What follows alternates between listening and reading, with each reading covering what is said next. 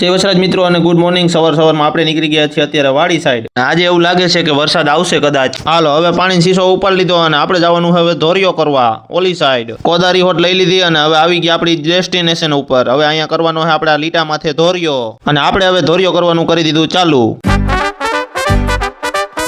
હવે લઈ લીધો થોડોક બ્રેક કારણ કે હું થાકી ગયો છું। પાછો થોડોક કર્યો ને આપણે પાછા થાકી ગયા અને આપણે ધોરિયો કરવાનો છે વા છેલ્લે સુધી, હજી તો બહુ બાકી છે। હવે આપણે ભાગ્યા વાડી સાઈડ કારણ કે આ વાડી પાસે જઈને મોટર ચાલુ કરવાની છે, ઝાડવા પાવા છે। આપણે આવી ગયા વાડી અને લાઈટ તો છે, હાલો કરી દે હવે મોટર ચાલુ।